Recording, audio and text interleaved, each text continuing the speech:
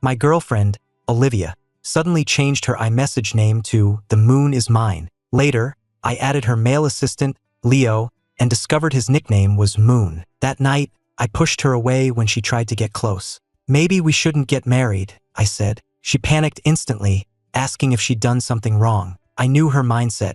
You could hit her, you could scream at her, but you couldn't stop her from marrying me. She'd been dreaming of this for a decade. I just smiled and said, I was just kidding. She finally let out a sigh of relief. But the moment she was out of earshot, I called her biggest rival, Chloe Davenport. I'm getting married on the 10th. I need you to crash the wedding. Crash the wedding? Chloe scoffed. Everyone knows Olivia Carrington loves you to death, that you're her whole world. If you run out of your own wedding with me, are you trying to kill her? Hearing this, a sarcastic smile touched my lips. Loves me to death? Her whole world? And yet she's still hiding someone else from me. Just tell me, are you in or out? Chloe's tone was arrogant. What's in it for me? I spoke slowly. I hear your grandmother's health isn't great, and she's been pressuring you to get married. Crash my wedding, and you get to humiliate the Carringtons and give your family what they want. 2 birds, 1 stone. I heard her low laugh on the other end of the line. A moment later, she replied with a single word, deal. That evening, Olivia came home early. Perhaps my threat to call off the wedding had scared her, because she was incredibly clingy all night. What's wrong? I asked. She just hugged me tighter. Don't ever joke like that again. I'd die. I closed my eyes, my expression unreadable. When I found out the truth about Olivia, a part of me died, too. Now it's her turn. Only then will we be even. For the next few weeks, Olivia skipped work entirely, following me everywhere, barely letting me out of her sight. The night before the wedding, our friends threw us a joint bachelor and bachelorette party. My stomach was acting up, and when Olivia saw I was in pain, her eyes filled with concern. She took my hand, ready to take me home to rest. But her friends wouldn't hear of it, surrounding us. Olivia, we all came out just for you. You can't be such a party pooper. No matter how Olivia and I tried to explain, we couldn't argue with them, so I gave in and went back to the couch. Olivia immediately called her assistant, asking him to bring a warmer jacket for me. Half an hour later, it was Leo who pushed open the door to our private room. Seeing him, Olivia's brow furrowed in panic. What are you doing here? Leo's voice was timid. Mr. Young had an emergency, so he asked me to bring this over. She wanted to tell him to just leave the jacket and go, but her friends dragged her into a drinking game. Worried about leaving me alone while I was unwell, she asked Leo to stay and keep an eye on me. The game began, and Olivia won the very first round. She drew a card and read it aloud to the group. The winner of round 1 may choose any person of the opposite sex to take a penalty shot. There were only 2 men in the room, myself and Leo. Everyone knew my stomach was killing me, and besides, Olivia loved me too much to ever make me drink hard liquor in this state. All eyes turned to the nervous, uncomfortable-looking Leo, but Olivia hesitated. Let's pick another card, she said. I'll break the rules. You can all pick any car from my garage. As tempting as a free sports car was, her unusual indecisiveness made her friends even more curious. They sensed something was off, and after exchanging a look, they refused to back down, insisting she had to choose someone. With everyone watching, she hesitated for a long time before finally saying a name. I choose to punish Ethan. The unexpected choice sent a shockwave through the room. Everyone stared in disbelief. The pain had already drained the color from my face, but at her words, I lifted my head and gave her a long, hard look.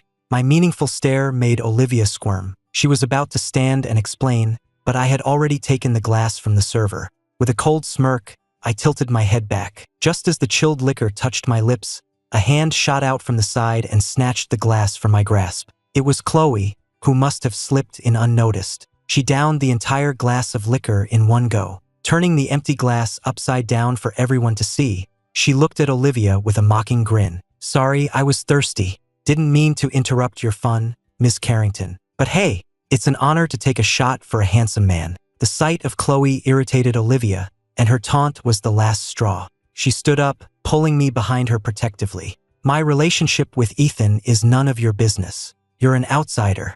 After tomorrow, he'll be my husband, so I suggest you stay far away from him. Chloe softly repeated the words. Tomorrow? Husband. A cryptic smile played on her lips. No one else in the room understood what she found so amusing, but I did. I glanced at the clock on the wall. The hands pointed to midnight. It was a new day, my wedding day. It was 2 in the morning by the time we got home. Seeing my pale face, Olivia rushed to explain. Ethan, Leo is severely allergic to alcohol. He can't drink at all. That's why I... All this time, Olivia had never told me that she'd slept with Leo, a twisted mistake she never mentioned, let alone the fact that she was pregnant. She thought I was completely in the dark, which is why she was bold enough to have Leo around me at all. But there's no such thing as a perfect secret. I knew everything, yet I had to keep playing my part in her charade. Just like now, pretending to be clueless as I asked about Leo's condition. Olivia was silent for a long time before finally shaking her head and saying she didn't know. I let out a soft, humorless laugh. That inexplicable sound made the already guilty Olivia even more flustered. She quickly changed the subject. Ethan, we're getting married in just a few hours.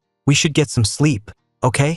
I looked up, surveying the room with a mix of emotions. I'm too nervous to sleep. Since we're moving out tomorrow anyway, why don't you help me pack? Olivia agreed to whatever I wanted. We stayed up all night, sorting through every photo we'd ever taken, every gift we'd exchanged, and all the mementos from our 20-plus years together. With each item she unearthed, a memory would surface, and her eyes would fill with a nostalgic smile. Ethan, this scarf you knitted for me, I could never bring myself to wear it. Look, it's still brand new. And this notebook, it's my diary from high school. Do you remember it? She went on excitedly. I even kept all our plane tickets. Remember that time we hit 3 countries in 2 days? You were so exhausted you could barely keep your eyes open. She never noticed that the man sitting across from her hadn't smiled once. By morning, dozens of boxes filled the living room. Tradition dictated the bride and groom shouldn't see each other before the ceremony, so Olivia had to return to the Carrington estate. Before she left, she held me tightly. I don't want to go, but in just a few hours, I'll be your wife. Ethan, promise me you'll never, ever leave me. I die without you. I let her hold me, my eyes downcast, saying nothing. I couldn't make that promise because today was our last goodbye. After her sports car pulled away, our butler approached me. Sir, what should I do with all these boxes? Without looking up, I headed for the stairs. Burn them, I said flatly. Burn them all. The wedding, 3 months in the making, began with a flourish of celebratory music. All eyes were on Olivia as her father walked her down the aisle. The guests, who had been anticipating this moment, looked on in awe. Olivia's eyes were filled with adoration. The thought that her lifelong dream was finally coming true made her heart pound in her chest. I took her hand from her father's, and we stood together in the spotlight, listening to the officiant begin the ceremony. In front of all our friends and family, Olivia felt like she was floating on air. She eagerly said, I do, her voice trembling with an excitement she couldn't hide, which drew a warm laugh from the crowd. The officiant continued, Ethan Miller, do you take Olivia Carrington to be your lawfully wedded wife, to love and to cherish, for richer, for poorer, in sickness and in health, till death do you part? The I do that was supposed to follow never came. A moment of silence hung in the air as every curious eye in the room turned to me. A sudden jolt of fear shot through Olivia. She looked up at me quickly, only to find that I wasn't looking at her at all, but staring intently at the doors at the back of the hall. She followed my gaze but saw nothing but the dark, closed doors. As the scene verged on chaos, the officiant cleared his throat and began to repeat the vows. He was only halfway through when the doors were thrown open from the outside. The officiant jumped, his voice trailing off until it was nearly a whisper. At the exact moment the doors opened, my voice boomed through the microphone, echoing across the entire venue. Because there's someone else I want to marry. The words reverberated through the hall, sending a shockwave of gasps and murmurs through the crowd. Before Olivia's horrified eyes, I ripped the boutonniere from my lapel and ran, without a moment's hesitation, toward the woman who had agreed to help me escape. Amidst a shower of rose petals, under the gaze of hundreds of guests, and right in front of her sworn enemy, Chloe Davenport, who had been waiting for this moment, was swept away by the runaway groom. The wedding march continued to play on a loop from the piano, but the groom was gone. A moment of stunned silence was followed by an eruption of chaos, the entire hall exploding with noise. Only when we had completely disappeared from view did the stunned Olivia finally snap back to reality. Fueled by the uproar of the crowd, a firestorm of rage consumed her, incinerating every last shred of her composure. She clenched the wedding ring in her fist and ran after me, completely unhinged. The bewildered guests followed, rushing out behind her. As she reached the bottom of the grand staircase, a black and gold convertible sped past. From the passenger seat, I tore off my tuxedo jacket and tossed it back toward the crowd. My triumphant laughter carried on the wind. Olivia, you should be marrying the father of your child. I'm out. Hearing this, the color drained from Olivia's face, her expression a mask of pure terror. She reached out as if to grab me, crying, "No, Ethan!" But her hands only closed on the empty air where my jacket had fallen. Her parents rushed to her side, their faces grim. "What was Ethan talking about?" her father demanded. "What child? Are you pregnant?" In an overlooked corner of the crowd, a pale-faced Leo Vance collapsed to the ground. A chorus of screams echoed through the air. If performing on stage at Lincoln Center was the proudest moment of my life, then escaping my own wedding in front of hundreds of people was by far the most liberating. I felt like a survivor breaking free from a long darkness, shouting and waving at everything we passed as if I were on a victory tour. Beside me, Chloe held my other hand tightly, her normally aloof eyes now shining with a warm, brilliant light. The sports car weaved through the bustling streets of Manhattan and into a narrow side alley. Chloe, worried I'd get hit by a low-hanging branch, quickly pulled me back down into my seat. Still high on the thrill of my escape, I threw an arm around her shoulder and laughed. "Thanks." She leaned in close, her lips near my ear, her voice laced with amusement. The car finally stopped in a public square. Our driver, Alex Hayes, turned around from the front seat with a grin, holding out a hand to Chloe. "Mission accomplished, Ms. Davenport. Payment, please." Chloe tossed him a set of keys, then leaned over to grab a fresh jacket from the glove compartment, helping me put it on.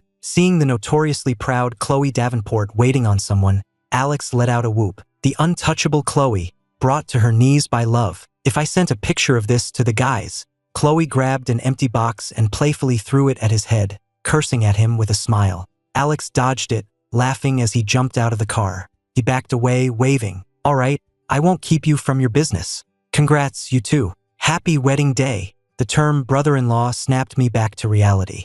I narrowed my eyes. "What's all this about? We're not married." Chloe, holding my left hand, raised her right and pointed to a large building across the square. I followed her gesture. The words City Hall were carved above the entrance. I never would have guessed that this would be the final destination of my great escape. I had promised Chloe that if she helped me, I'd be with her, but in my mind, that meant dating for a while first. Seeing how fast she was moving, I hesitated. "We're getting married? Right now?" Chloe squeezed my hand, her tone matter-of-fact. "Of course." I chose my words carefully. "Don't you think this is a little rushed?" Seeing the doubt in my eyes, Chloe stood on her toes to meet my gaze, a knowing smile on her face.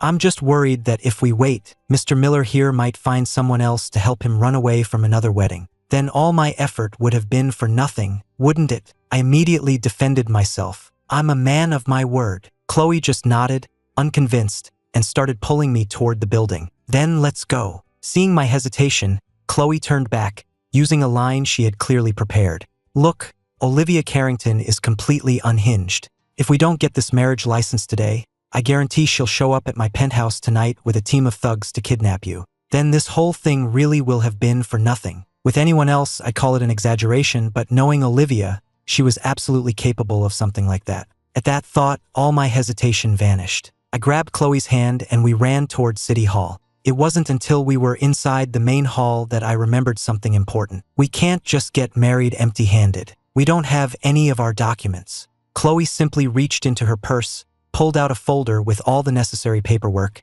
and handed it to me. I stared at the documents in my hand, my eyes wide. "Where did you get my driver's license and birth certificate?" She didn't hesitate to name her accomplice. "It was Ryan. I told him you asked me to do this. He said he didn't want to see you walk into the Carringtons' trap either. So it was Ryan." I suddenly remembered how he'd insisted on holding onto my briefcase for me before I left for the ceremony. It all made sense now. We definitely stood out among the other couples waiting to get their licenses.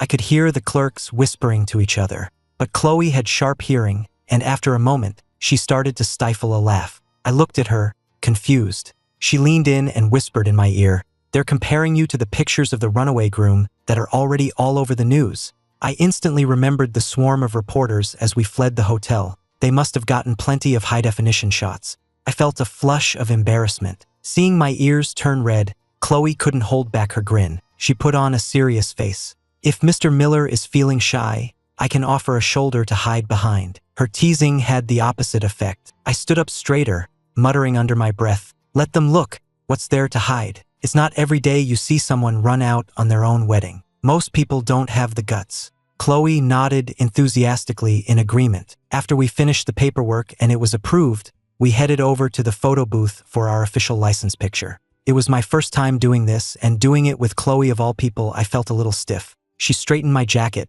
then pulled a stunning, brilliant watch from her purse and carefully fastened it onto my wrist. As someone who knew luxury goods, I recognized it instantly. It was the Patek Philippe that had sold for $20 million at Sotheby's last month. A flicker of shock crossed my face as I stared at her. "You were the one who bought this watch?" Chloe raised an eyebrow, teasing me. "Yes and no. To be precise, it's a wedding gift from my grandmother to her future grandson-in-law. She also asked me to pass along a message for you." I was confused. "What message?" Chloe grinned. She says, "Thank you, Mr. Miller, for being willing to take this little hellion off my hands. I am eternally grateful." After we got our marriage license, Chloe drove me straight to the Davenport estate. Just as she'd predicted, the normally quiet front gate was blocked by a crowd. Olivia was there with the whole Carrington clan and a group of their friends, blocking our car. Chloe rolled down her window, looking over the imposing crowd. Her eyes landed on Olivia, her tone deceptively casual.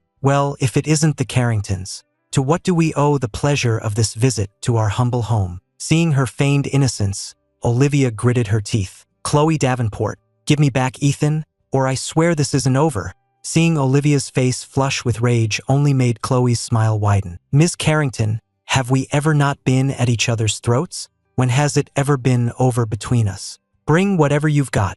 I'm always ready for a fight. As for Ethan, well, he's my husband now, so I'd advise you to be the one who stays away." Her words sent murmurs through the crowd, and a look of confusion crossed Olivia's face. "What do you mean, husband? He's my fiancé. When did he become your husband? Did crashing my wedding send you into some kind of delusion, Chloe?" Olivia's sputtering rage clearly delighted Chloe. She pulled out her phone, opened a photo of our marriage license, and held it out the window for everyone to see. "Don't accuse me of lying, Miss Carrington. Ethan and I are legally married, and since you're all here, you might as well admire our wedding photo. We're both quite pleased with it. It's brand new, fresh off the press." The crowd surged forward to get a better look. More compelling than the picture of us smiling was the official seal of the city of New York at the bottom. After a moment of scrutiny, one of Olivia's friends stammered, That looks like a real marriage license." The color drained from Olivia's face. She lunged forward, snatched the phone from Chloe's hand,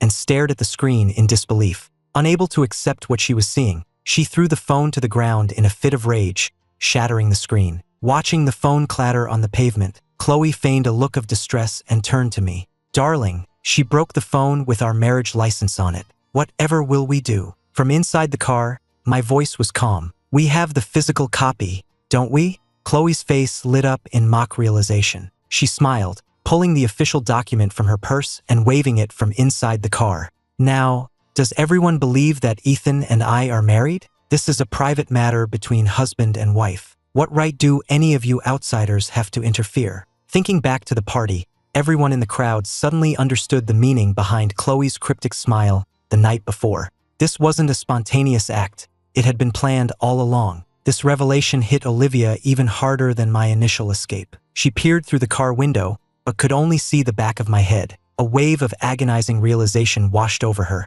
and she cried out, "Ethan, you planned this all along, didn't you? You were always going to run." Hearing her desperate cry, my expression remained unchanged. I admitted it without hesitation. "Yes, I planned it a long time ago." Chloe smiled sweetly at her and added, "In fact, we planned it the day you went for your prenatal checkup with the baby's father. You even came to pick Ethan up right after our meeting. It was that day he left his coat behind. Remember? That was over 2 months ago." To know that I had been planning to leave her for that long was a blow like a physical knife wound, piercing straight through Olivia's heart. The pain was so sharp she could barely stand. "Why would you do this to me? Why didn't you just tell me?" she pleaded. Faced with her questions, I finally let out everything I'd been holding back. "What about you, Olivia? Why did you do this to me? Did you think I was so stupid I wouldn't find out? You paraded Leo right in front of my face. If you care about him so much, why didn't you just break up with me instead of cheating? You cheated, you got pregnant, and you hid a 5-month pregnancy from me.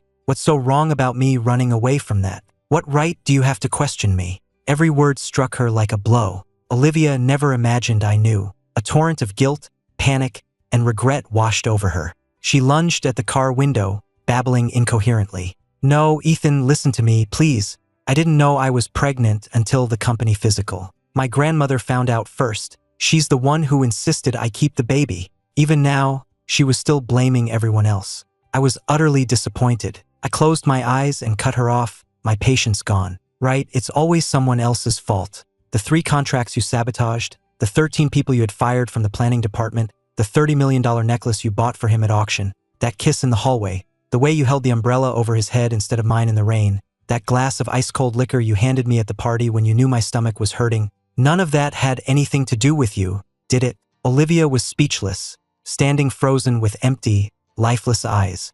Her grandmother, seeing her state, stepped forward protectively. "Ethan Miller, you know perfectly well how devoted Olivia has been to you. She wanted to marry you 2 years ago, but you kept putting her off for your career, for your dancing. You left her to go tour in Europe right when she was about to propose. She made one drunken mistake and got pregnant, and you blame her for that? She's been consumed with guilt. She was even going to terminate the pregnancy because she was so terrified you'd leave her. She loves you more than anything, and you humiliate her and our family by running out of your own wedding. Have you no shame?" Hearing her aggressive tone, Chloe's expression turned icy. "Ethan was only 21 2 years ago. What's wrong with a man wanting to focus on his career before getting married? The Millers are a respected family in New York. Marrying a Carrington is hardly marrying up. So what if he turned her down a few times? Olivia is the one who couldn't control herself. Are you going to blame Ethan for that too? Did he pour the drinks down her throat? She was pregnant with another man's child and still tried to marry Ethan. That's called fraud.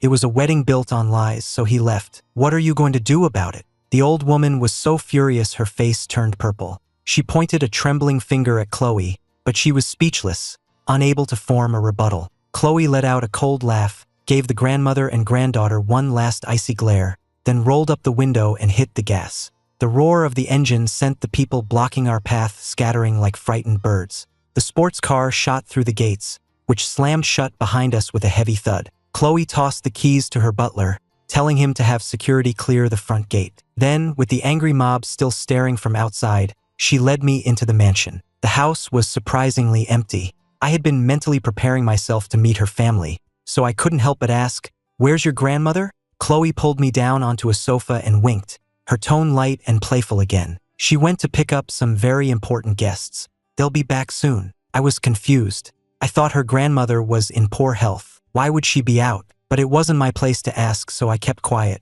Chloe disappeared into the kitchen for a few minutes, then returned and led me to the dining table. The table was covered in cakes and pastries, and my mouth watered, but I had a performance coming up and needed to watch my weight. Seeing my hesitation, Chloe placed a small slice of cake on my plate, coaxing me gently.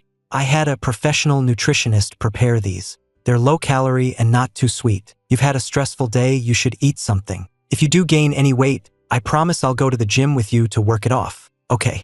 Her gentle persuasion worked on my empty stomach. I hesitated for another moment before my hunger won out. I took a small bite with my fork. It was delicious. Seeing me finally smile, the tension in Chloe's shoulders seemed to melt away. After we ate, Chloe and I took a walk in the back garden. As we walked slowly, I watched the sunset coloring the sky and suddenly asked her, "You knew about Olivia and Leo, didn't you?" Chloe raised an eyebrow. "She's my frenemy. How could I not know about a scandal like that?" I thought about how the two of them were always at each other's throats, and it made sense. "When did you find out?" I asked. Chloe explained. "The night it happened, they were at a hotel owned by a friend of mine. After that, I had someone keep an eye on Olivia. As soon as I heard she'd sent her assistant to buy a pregnancy test, I knew the whole story." I was surprised. "You knew that long ago?" Chloe watched my expression. Her lips pressed into a thin line. Her tone was odd. "What are you thinking? Are you mad that I didn't tell you sooner?"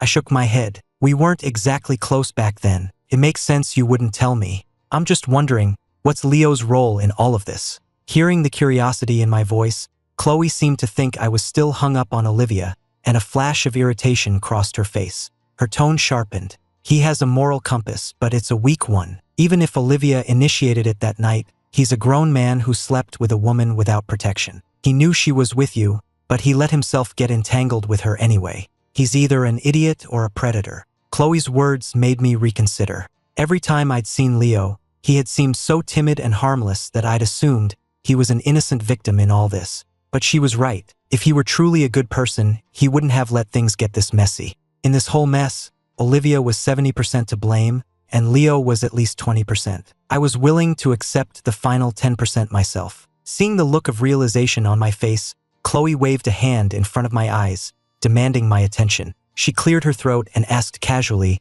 trying to sound nonchalant, "You're married to me now, but you're still so interested in your ex. You're not still in love with her, are you?" I thought I detected a hint of jealousy in her voice, but I quickly dismissed it. Our marriage was a business deal. We hadn't even been married for a full day. She couldn't possibly have feelings for me, so why would she be jealous? I explained, "It's not that. I was just thinking that if Leo's timid persona is an act, he's a damn good actor. And if it's not an act, then I can only thank my lucky stars that I saw Olivia for who she really is before it was too late." My voice was completely detached, and Chloe's mood instantly brightened. So marrying her would have been jumping into a pit of fire. "What's marrying me, then?" I stared at her for a long moment before answering. "Your grandmother said it best, doing the world a favor by taking you off the market." She was not amused. She started counting on her fingers. "I'm beautiful. Every family in our circle with a son wants me for a daughter-in-law, and I'm considered a prime catch. I've gone my whole life without a single scandal.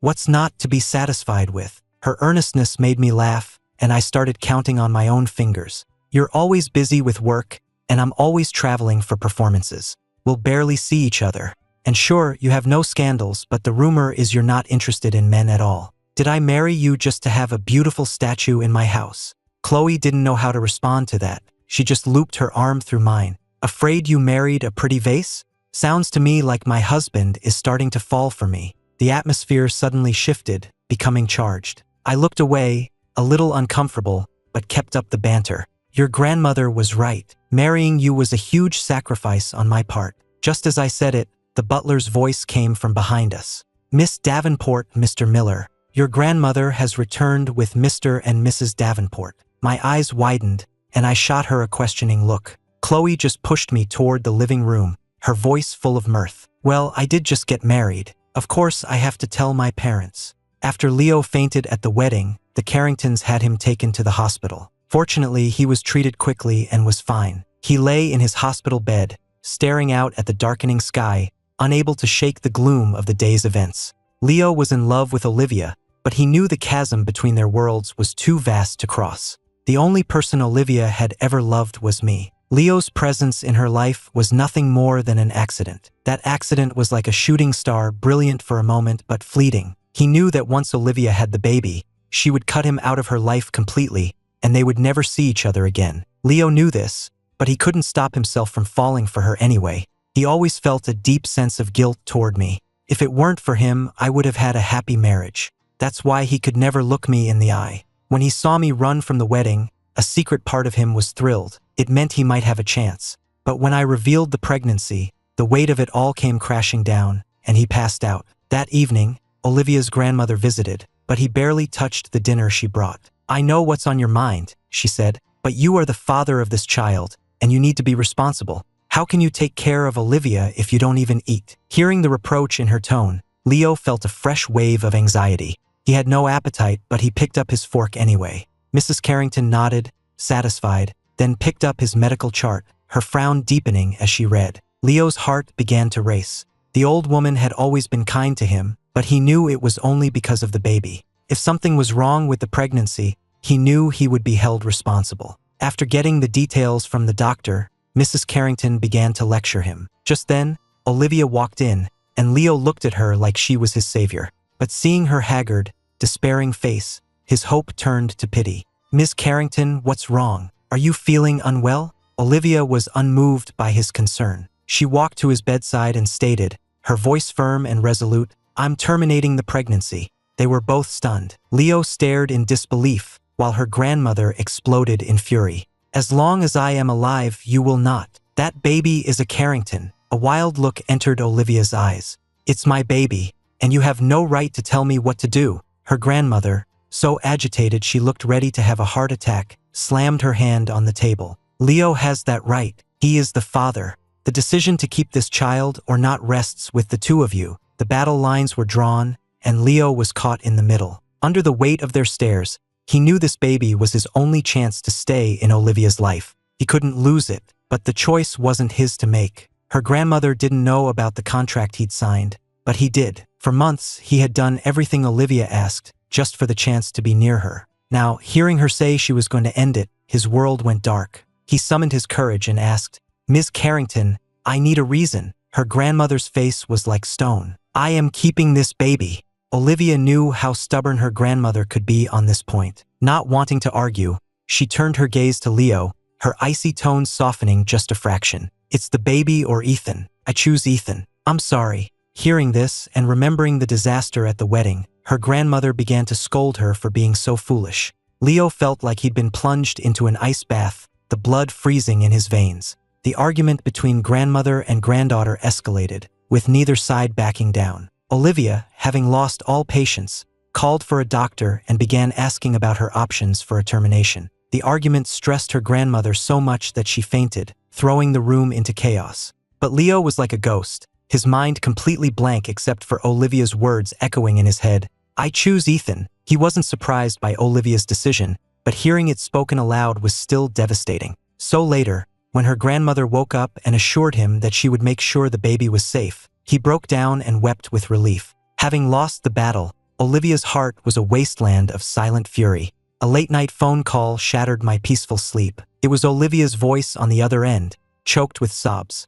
"Ethan, where are you? Don't you want me anymore?" I was half asleep and couldn't make out the words, but Chloe, lying next to me, heard everyone. In the dim light, she looked over at my sleeping form, then gently took the phone and walked out onto the balcony. She stared at the caller ID for a long moment before answering. "Ms. Carrington, how much have you had to drink? You're calling my husband's phone. Shouldn't you be calling Mr. Vance?" Hearing Chloe's voice, Olivia screamed, "What right do you have to answer Ethan's phone?" Her fury instantly lifted Chloe's mood. Her voice was sweet with satisfaction. "The right of being the woman in his bed. You, on the other hand, Ms. Carrington, are interrupting a married couple's sleep. That's hardly appropriate, is it?" That was enough to make Olivia hang up in a rage. Chloe smiled, opened my contacts, and changed Olivia's name from Olivia to Ms. Carrington. Then she scrolled to her own contact and changed it from Chloe Davenport to my wife. After updating my social media relationship statuses, she closed the phone, satisfied. The next day, I woke up around noon to a text from Ryan. "Did you hear? Olivia got into a car accident last night. Drunk driving." I vaguely remembered a phone ringing in the night. I checked my phone. There was a 3-minute call from her at 3 a.m., but I had no memory of it. A pang of guilt hit me. Was that her calling for help after the crash? If so, ignoring it was a pretty cold thing to do. I quickly got ready and went downstairs. Chloe was already up and in the kitchen. The moment she saw me, she came over and asked what I wanted for breakfast. I hesitated for a moment before asking, "My phone rang last night. Do you remember that?" Hearing my question, Chloe's smile froze on her face.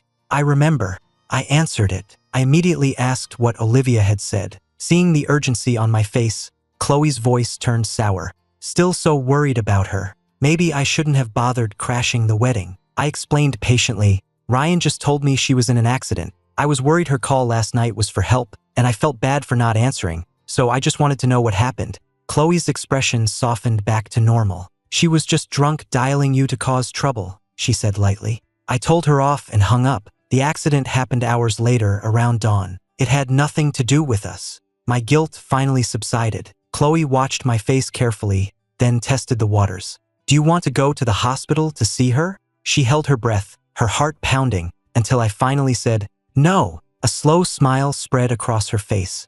I caught her trying to hide it and asked, "Are you really that happy Olivia was in an accident?" She just mimicked my earlier tone. "She's not dead, is she? So why shouldn't I be happy?" Olivia was in the hospital for 2 weeks, and I never sent a single text. Leo would bring her food, but he was too afraid to speak to her. After the wedding fiasco, she had gone back to completely ignoring him. No matter what he said or did, she wouldn't respond, sinking deeper into a listless depression. After being ignored a few times, her grandmother stopped visiting. Besides the doctors and nurses, Leo was the only one who came to her room, quietly taking care of her. On Olivia's birthday, her grandmother had a cake delivered. When Leo wheeled it into the room, Olivia, who hadn't spoken in nearly 2 weeks, finally broke her silence. "It's from your grandmother," Leo said quickly. The flicker of hope in Olivia's eyes died. "Get it out of here," she said, her voice flat with disappointment. "I don't want to see it." Leo felt indebted to her grandmother and tried to say a few words in her defense.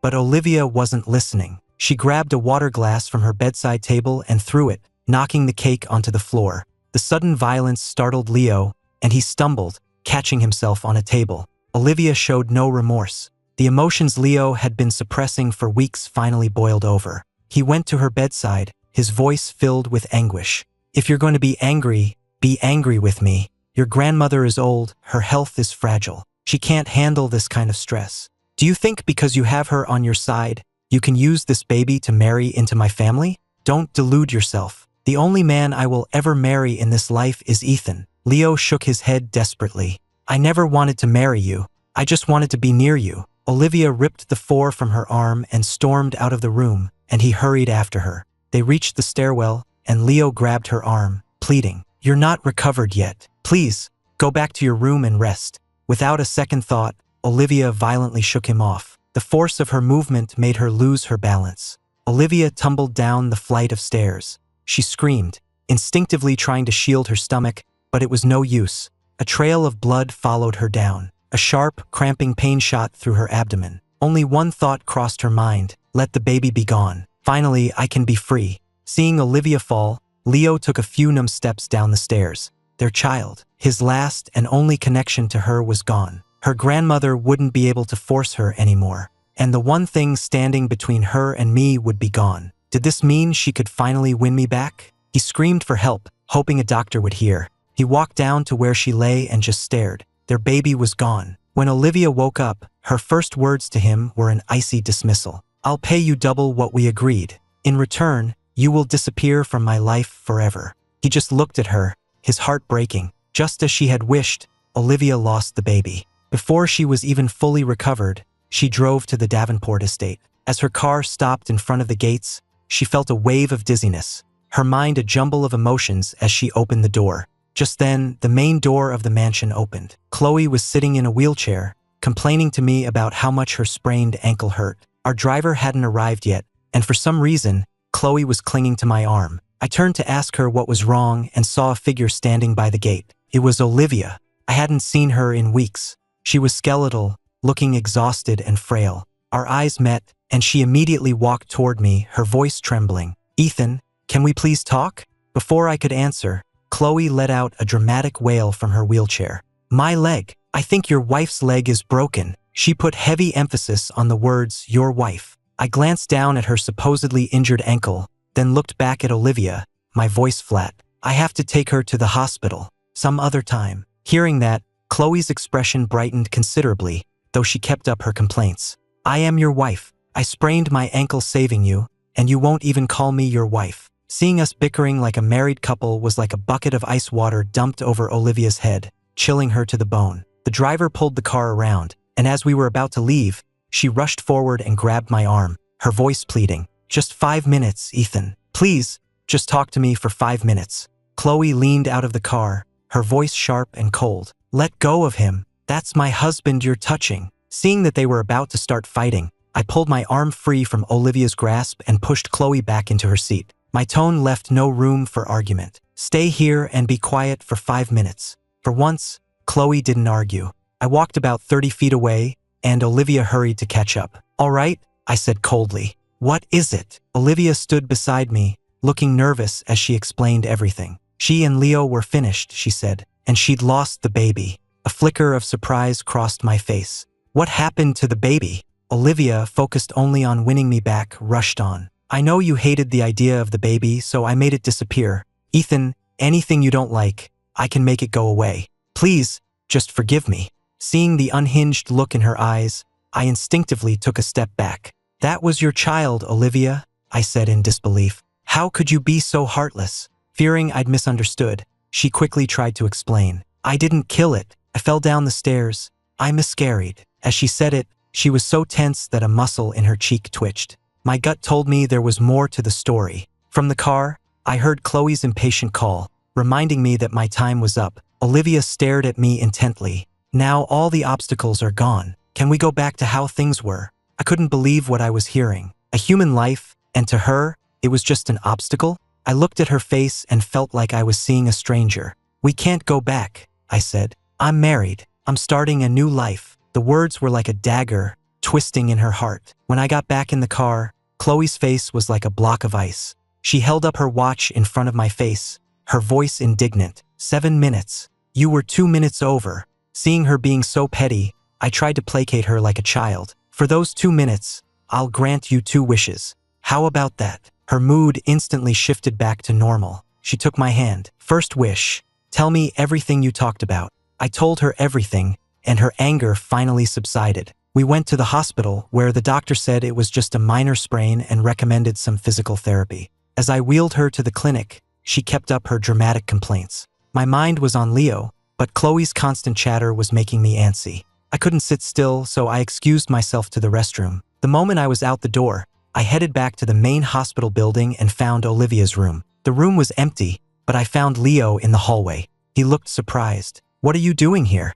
Did you and Olivia get back together? I quickly corrected him. No, don't get the wrong idea. We're not back together. Leo's voice was hoarse with grief. Without the baby, she won't even look at me. He continued, his voice breaking. We'll never have anything to do with each other again. The baby is gone. Everything is gone. I considered telling him to just let her go, but hearing the raw pain in his voice, I knew that any advice would be unwelcome. The only thing I could do was listen. My phone rang. I glanced at Leo before answering. It was Olivia. Why did you burn everything? She screamed. All our memories? How could you be so cruel? I can't live without you, Ethan. Her voice was so shrill that Leo heard it from across the hall. He started to get up, agitated, so I quickly hung up and tried to calm him down. A second later, she called back. Leo wouldn't listen to reason. He grabbed the phone from my hand and put it on speaker. Olivia's voice filled the hallway. I will only ever be your wife, Ethan. If you won't give me one more chance, I'll jump from the roof of my house. Couldn't believe it. Olivia had become so unhinged she was threatening suicide. Hearing her words, Leo went into a panic and bolted from the hospital. I called 911 as I ran after him. I got downstairs just in time to run into a very annoyed-looking Chloe. She opened her mouth to complain, but I just grabbed her wheelchair and sprinted to the curb, hailing a cab. When she heard me give the driver the address of the Carrington estate, Chloe's face darkened even more. Her eyes were full of accusation. You're still not over her, are you?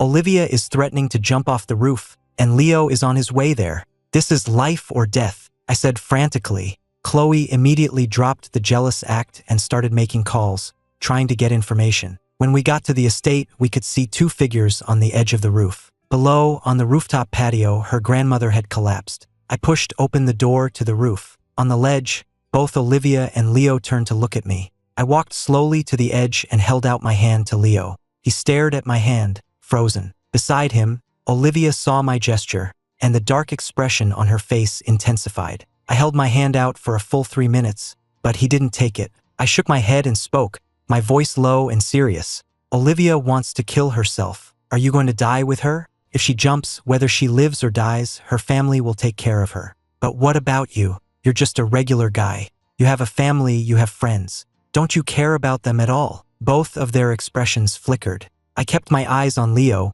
whose face was now streaked with tears. Is it worth it? I asked him gently. To die for someone who doesn't love you? My voice was quiet, but my words struck him like a bolt of lightning. He couldn't deny that I was right. In a raw, hoarse voice, Leo asked Olivia, did you ever, even for a moment, have feelings for me? She answered without hesitation. It was a moment of weakness. It wasn't love. Leo closed his eyes and stepped back from the ledge onto the roof. The paramedics rushed forward to guide him to safety. I let out a small sigh of relief before finally turning my attention to Olivia.